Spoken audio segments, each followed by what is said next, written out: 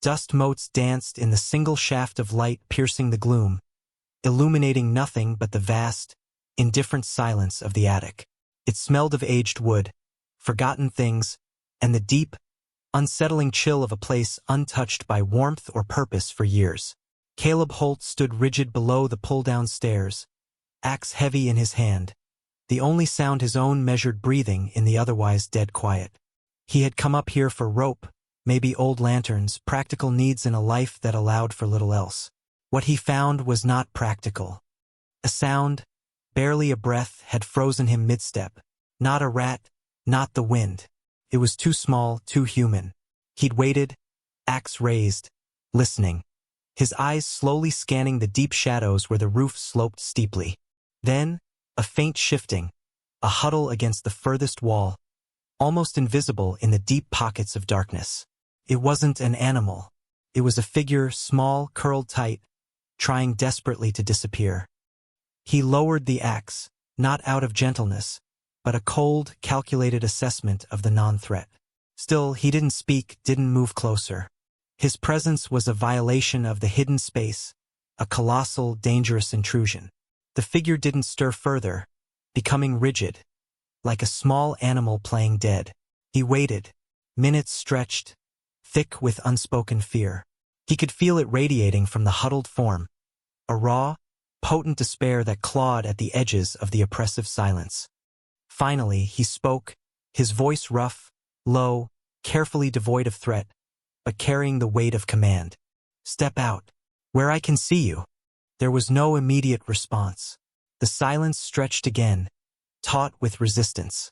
He considered his options. Force felt wrong, wasteful. He had no quarrel with whatever desperate soul had found refuge here. He simply needed his attic back, his solitude unbreached. "I won't hurt you," he added, the words feeling alien on his tongue, rarely used for anything other than pragmatic instruction. "Come out. Let me see who you are." Slowly, hesitantly, the huddle unfolded.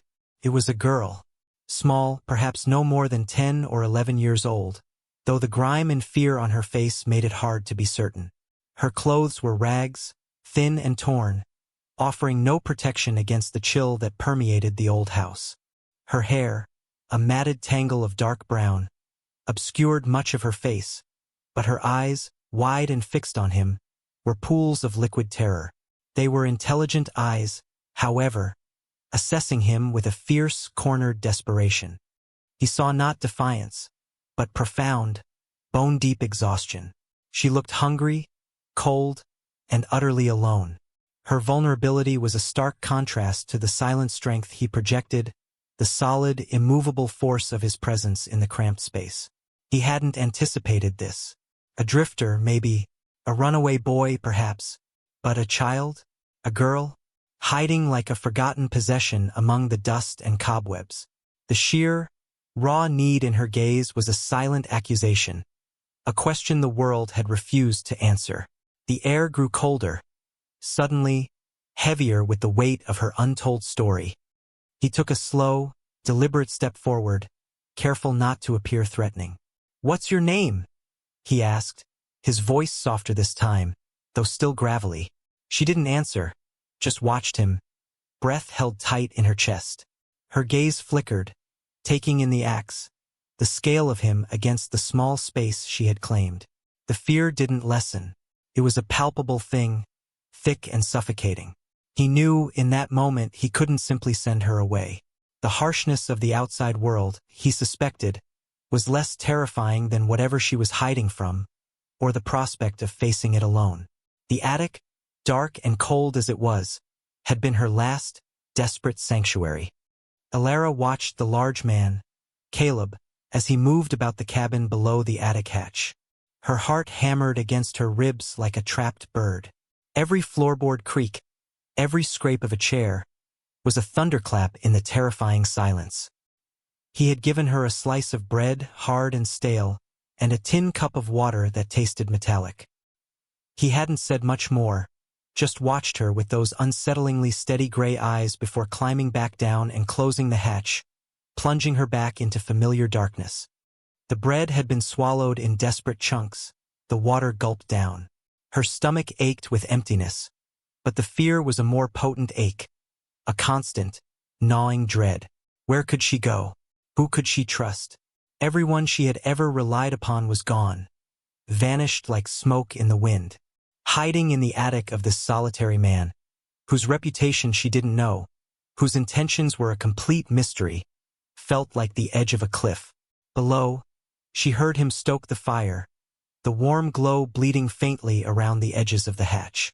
She shivered, pulling the thin, threadbare blanket he had left her tighter around her shoulders. It smelled faintly of wood smoke and something else, something clean and masculine. It was the only warmth she had felt in days. She listened to the rhythm of his life, the clinking of a pot, the measured chop of wood outside, the heavy tread of his boots. He was alone too. She had seen no one else, heard no other voices. His isolation felt as profound as her own, just expressed differently. Hers was a fragile, visible thing. His seemed a deliberate choice, a solid wall built around himself. Days blurred into a strange, silent routine. He would open the hatch in the morning, leaving a meager plate of food, sometimes porridge, sometimes beans, once a small piece of dried meat, and fresh water. He never stayed long, never lingered. His questions were minimal, almost perfunctory. Are you warm enough? Do you need anything? Her answers were monosyllabic, whispered, yes, no. Slowly, the raw edge of her fear began to dull, replaced by a weary caution. He wasn't cruel. He wasn't demanding. He simply provided the barest necessities for survival and left her in peace, her silent, hidden life tolerated in his space. She began to observe him from her vantage point through cracks in the floorboards or the open hatch when he was below. He was quiet, methodical in his tasks. He worked the small patch of land outside, mended fences, chopped wood with tireless energy.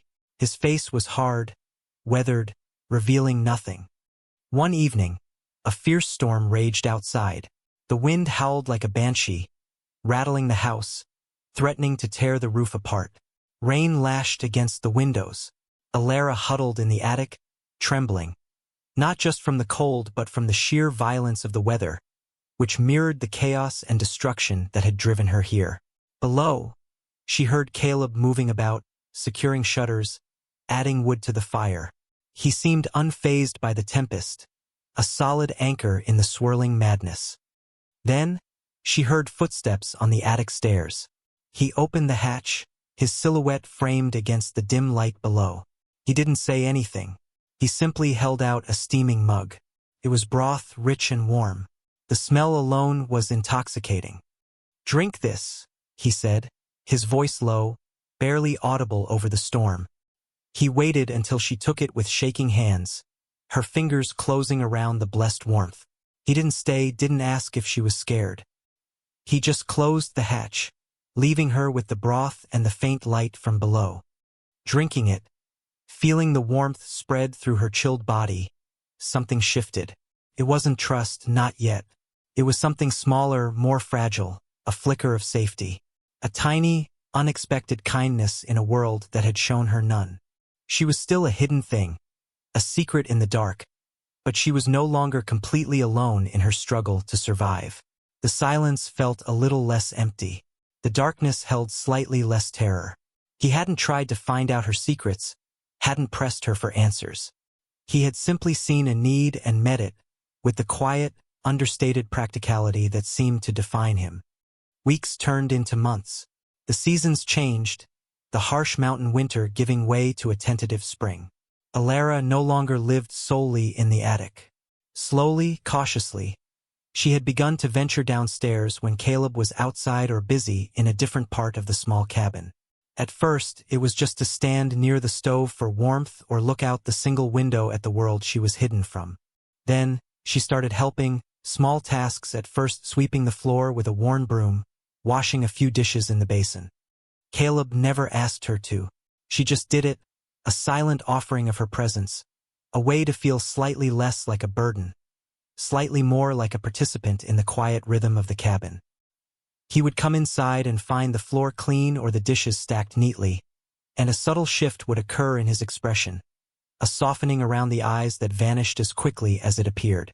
Still, conversation was sparse. Most communication was done through actions, shared space, the quiet understanding that grew between them in the long, silent evenings. One afternoon, she was outside, helping him mend the split rail fence. She was clumsy, her small hands not yet strong enough for the work, but she tried, holding nails, passing tools. He worked patiently beside her, showing her how to hold the wood, how to strike the nail true.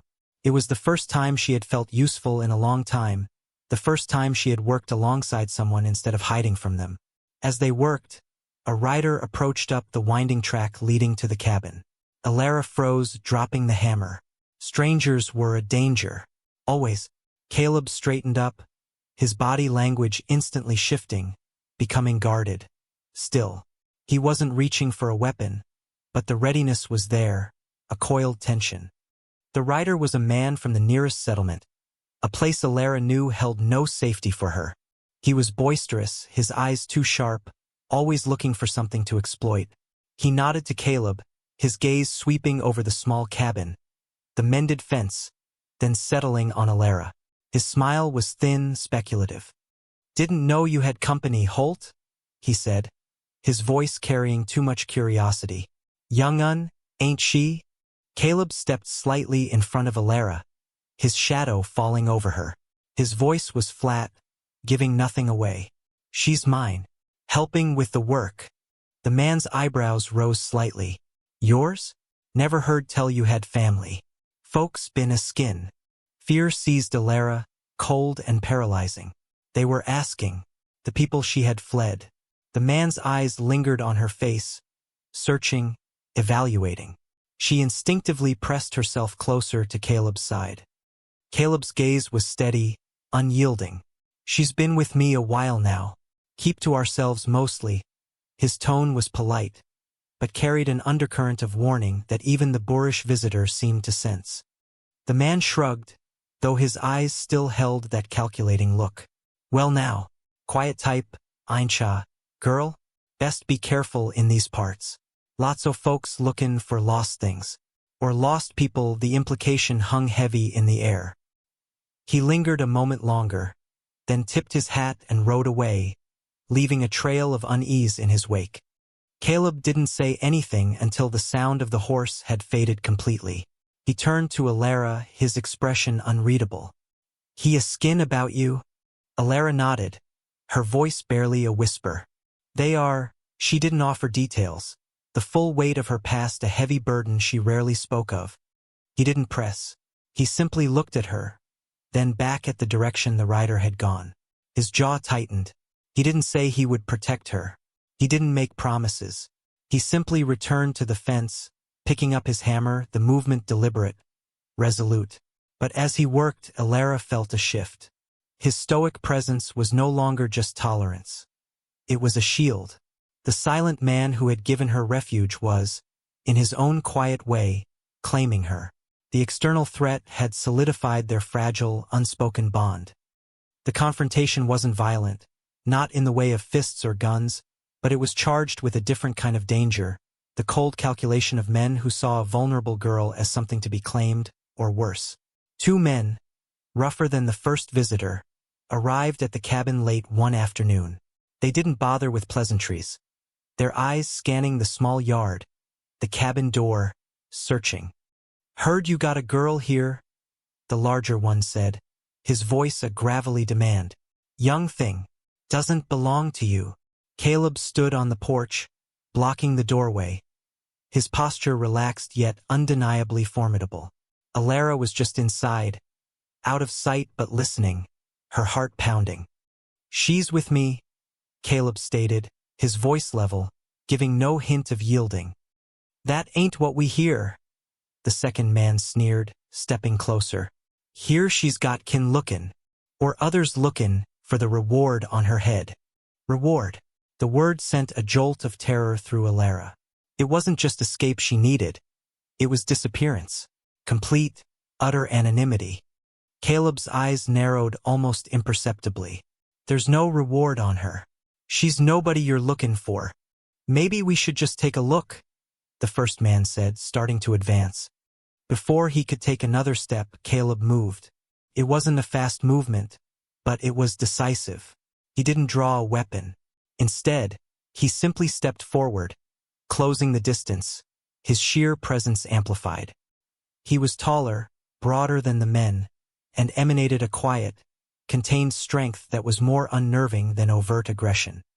"Get off my land," he said, his voice dropping to a low, dangerous rumble. "Now!" There was a moment of tense silence. The men exchanged glances. They saw something in Caleb's eyes, in his stillness, that made them hesitate.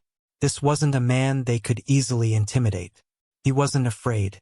He stood between them and Alara like an ancient oak, unyielding. Slowly, reluctantly, they backed down. "This ain't over, Holt," the smaller man muttered. But they turned and retreated, mounting their horses and riding away as quickly as they had come. Alara emerged from the shadows of the cabin, trembling. She looked at Caleb, her eyes wide with a mixture of fear and awe. He hadn't fought them with violence, but with sheer will and presence. He had protected her not because he had to, but because he had chosen to. He looked down at her, his expression softening slightly. He didn't ask if she was all right. He simply nodded towards the cabin. Inside, fire's warm. They didn't speak of the incident, not directly, but the air in the cabin shifted. The tentative trust solidified. Alara no longer felt like a temporary, hidden guest. She was, in some unspoken way, part of this solitary life. She started helping more openly, taking on chores, her small hands becoming more capable. She learned to cook the simple meals, to tend the small garden, to carry water from the well. She started talking too, small things at first, observations about the weather, the animals they saw. Caleb would listen, sometimes offering a quiet response.